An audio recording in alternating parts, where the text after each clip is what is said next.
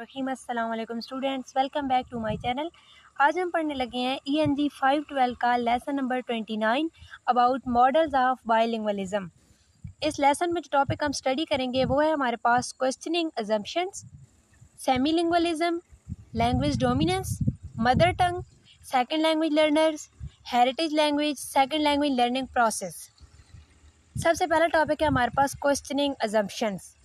The concept of semilingualism, language dominance and mother tongue emerged from treatment of bilingualism from only a linguistic angle and not from the perspective of bilingual themselves who translanguaging as common practice। यानी ये जो semi लिंग्वलिज्म का concept है इसको हम language के perspective से देख रहे होते हैं। जो लैंग्वेजेस के स्पीकर होते हैं, जो बायलिंगुअल्स होते हैं, उनके पर्सपेक्टिव से इन सारी टर्म्स को हम नहीं देख रहे होते। लैंग्वेज डोमिनेंस, मदर टंग और इन सारी टर्म्स को हम लैंग्वेज के पर्सपेक्टिव से देख रहे होते हैं। अगर हम इसको स्पीकर के पर्सपेक्टिव से देखें, second that if we adopt the angle of bilingual speaker who translanguaging then we could substitute the simple word. तो इसके लिए हम सिंपल वर्ड सब्सटीट्यूट कर सकते हैं बाइलिंगुअल फॉर सेकेंड लैंग्वेज और heritage language learner, putting bilingualism at the center of the discussion by insisting that these students are emergent bilinguals or bilinguals engaging in complex translanguaging practices can lead us to abandon a monolingual viewpoints and use more heteroglossic lens which would allow us for a fuller version of the range of language practices and experience than bilinguals bring। यानी अगर हम बाइलिंगुअल्स की जो bilingualism की quality है उसको एक side पे रख के एज अ मोनोलिंगुअल उनका एक्सपीरियंस हम पूछे कि उन्होंने सेकंड लैंग्वेज लर्निंग में जो उन्होंने प्रैक्टिसेस फॉलो की, जो उन्होंने प्रैक्टिसेस की, जो उनका एक्सपीरियंस रहा, उसके बारे में अगर हमें उनसे हम पूछें तो इससे हमें उनकी सारी जर्नी के बारे में पता चल सकता है कि उन्होंने कौन कौन से एक्सपीरियंस किए सेकंड लैंग्वेज को लर्न करने के लिए, बाइलिंगुअल्स बनने के लिए। Semilingualism, the obsession with monolinguals as the norm of reference has led to proposal of concept of semilingualism, referring to unequal performance of bilingual children in their two languages when compared to monolingual children। अच्छा, semi लिंगुअलिज्म का मतलब होता है एक बच्चे का एक से ज़्यादा लैंग्वेजेस वो जानता तो है लेकिन उसकी जो प्रोफिशिएंसी है वो एक लैंग्वेज में है। बाकी लैंग्वेजेस जो है ना वो इतने अच्छे से नहीं जानता है जितने अच्छे से एक मोनोलिंगुअल चिल्ड्रन जानता है। यानी एक बच्चा उर्दू भी बोल सकता है, पंजाबी भी बोल सकता है और इंग्लिश भी बोल सकता है। अब उसको अगर उसकी नेटिव लैंग्वेज पंजाबी है तो फ़र्ज़ करें वो पंजाबी अच्छे से बोल सकता है लेकिन उर्दू और इंग्लिश वो इतने अच्छे से नहीं बोल सकता, बरअक्स उस बच्चे के जिसकी नेटिव लैंग्वेज इंग्लिश हो या जिसकी नेटिव लैंग्वेज उर्दू हो, वो एक ही लैंग्वेज में प्रोफिशिएंसी रखता है। इसके बरअक्स जो सेमी लिंगुअल है ये सारी लैंग्वेजेस बोल तो सकता है लेकिन इसकी प्रोफिशिएंसी इक्वल नहीं है सारी लैंग्वेजेस के अंदर, तो इसको हम कहेंगे semi lingual. The development of the sociolinguistic has expanded our understanding of languaging practices of bilinguals, that is their discursive practices and how these are turned and affected by social and political constraints।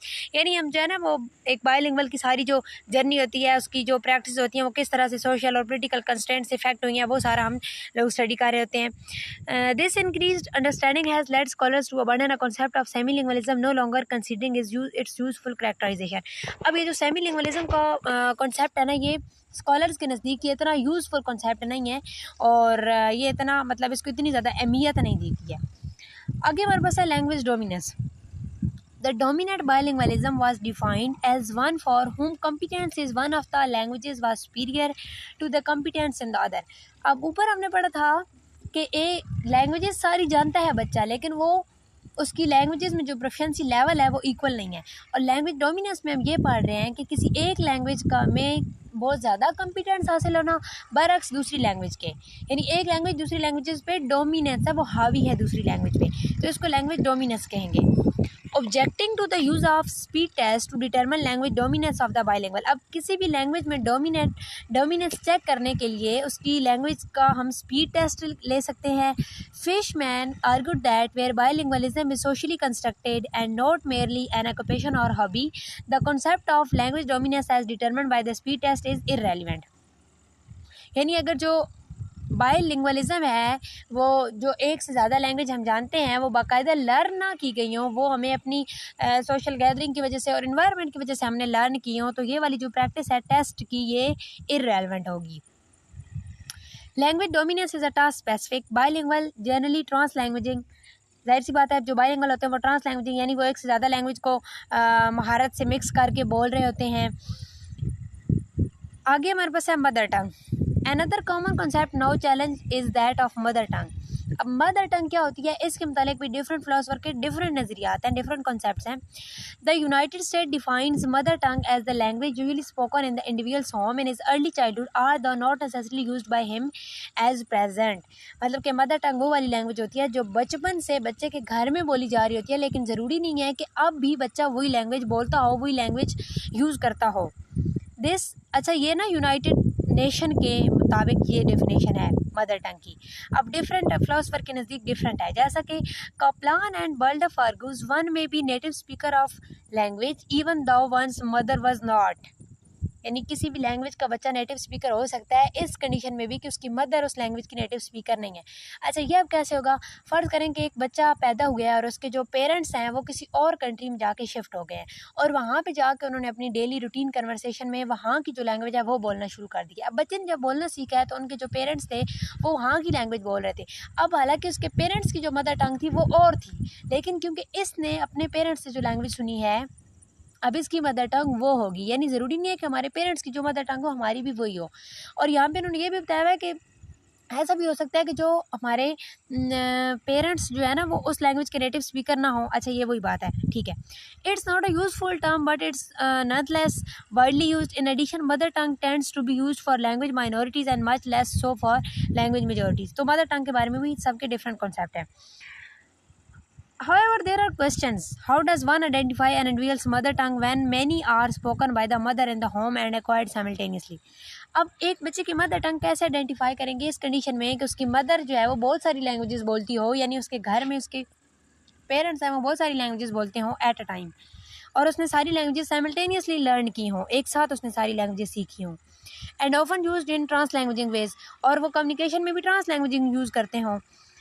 And how does one then acknowledge the role of the father and other relatives in societies and social groups in which the mother and the father have different language practices. What the state calls mother tongue may also not necessarily be language of the home irrespective of the actual used in the home. आगे हमारे पास है second language learner speakers. The concept robs bilingualism of its possibilities of being considered as the norm for large selection of the world population. Those who are learning a second language should be considered emergent bilinguals so that educators can understand that it will be impossible for their student to leave their home language practices behind if they are going to succeed in learning the additional language. अब जो बच्चे एक language सीखने के बाद कोई दूसरी language सीख रहे होते हैं तो considered emergent bilingual so the educator then can understand it will be impossible. मतलब कि ना उनके लिए अपनी होम लैंग्वेज को कम्प्लीटली लीव कर देना इम्पॉसिबल होता है. वक्त के साथ साथ अब एक ऐसी चीज़ जो मार्केट में फ़र्ज़ करें कोई नई चीज़ आई है, जैसा कि आप मोबाइल फ़ोन की एग्जांपल ले लें, तो एक बच्चे को समझाना है कि मोबाइल फ़ोन क्या होता है तो हम उसको कॉन्सेप्ट देंगे टैबलेट का, कि टैब की तरह होता है भाई मोबाइल फ़ोन. तो इसी तरह अब हमें सेकंड लैंग्वेज का कोई नॉलेज है ही नहीं, तो उसको सीखने के लिए हमें फ़र्स्ट लैंग्वेज की हेल्प चाहिए होती है. फ़र्स्ट लैंग्वेज हमारी सेकंड लैंग्वेज लर्निंग को फैसिलिटेट कर रही होती है. तो जो फर्स्ट लैंग्वेज है उसको कम्प्लीटली लीव कर देना इम्पॉसिबल होता है सेकंड लैंग्वेज लर्नर के लिए. Conceptualizing emergent bilinguals as sliding across a bilingual continuum enables us to move away from artificial categorization such as second language learner versus fluent speaker, which are difficult to determine. The concept of second language speaker is problematic. ये वाला highlight कर ले, MCQs में आ सकता है. Second language speaker का जो concept है वो प्रॉब्लमेटिक है. Is the second language speaker someone who speaks with an accent. अब सेकेंड लैंग्वेज स्पीकर कौन होगा, इसकी डेफिनेशन के बारे में मतलब कि प्रॉब्लम है इसको समझने में. सेकेंड लैंग्वेज स्पीकर हम उसको कहेंगे जो एक प्रॉपर उस लैंग्वेज के एक्सेंट के मुताबिक स्पीक कर सकता है. When does one stop being a second language speaker thus such as second language learner and second language speaker when studied from a heteroglossic and bilingual perspective makes little sense. Instead, we should speak about bilingual, giving the term full range of possibilities and taking away the negotiation connotations association with being second and not first. Those who are learning a second language should be considered emergent bilinguals so that educators can understand that it will be impossible for their student to leave their home language practices behind if they are going to succeed in language the additional language, यानी वो first अगर वो अपनी home language को completely leave नहीं कर सकते तो वो एज अ एडिशनल लैंग्वेज किसी सेकंड लैंग्वेज को लर्न कर रहे होते हैं। आगे हमारे पास है हेरिटेज लैंग्वेज। हेरिटेज लैंग्वेज का मतलब होता है कोई ऐसी लैंग्वेज जो कि एथनिक कम्युनिटीज़ स्पीक करती हैं। Although the term was not use in United state, ये वाला आप लोग हाईलाइट कर लें कि जो एथनिक लैंग्वेज का हेरिटेज लैंग्वेज का कॉन्सेप्ट है वो कहाँ पे यूज़ नहीं होता है, वो यूनाइटेड स्टेट में यूज़ नहीं होता है। It has recently gained favour as a word bilinguals has been silenced. The question is who is heritage language learner. अब क्वेश्चन ये पैदा होता है कि हेरिटेज लैंग्वेज लर्नर हम किसको कहेंगे। उसको कहेंगे कि जिसके पास अपने एंसेस्टर्स अपने पेरेंट्स की लैंग्वेज स्पीक करने की एबिलिटीज़ हो, और it is someone whose parents grand parents और distinct ancestor spoke that language although ही और शी नो लॉन्गर डज। या उसको कहेंगे कि जिसके पेरेंट्स तो ये वाली लैंग्वेजेस बोलते थे, उनको तो इन लैंग्वेजेस में महारत हासिल थी, यानी इसके पेरेंट्स की वो वाली लैंग्वेजेस थी लेकिन ये अब नहीं बोलता स्पीकर, तो क्या इसको भी हेरिटेज लैंग्वेज कहेंगे। और इज़ इट समवन हुज अच्छा and then what proficiency in that language must one have in order to be characterise as a heritage language learner. और अगर ये अपने पेरेंट्स और एंसेस्टर्स की लैंग्वेज बोल रहा है तो कितनी प्रोफिशिएंसी होगी तो उसको हम हेरिटेज लैंग्वेज लर्नर कहेंगे। तो ये सारे क्वेश्चंस यहाँ पे पैदा होते हैं। आई होप सो आपको लेक्चर की समझ आई होगी। मिलते हैं नेक्स्ट वीडियो में, दुआ में याद रखिएगा। अल्लाह हाफिज़।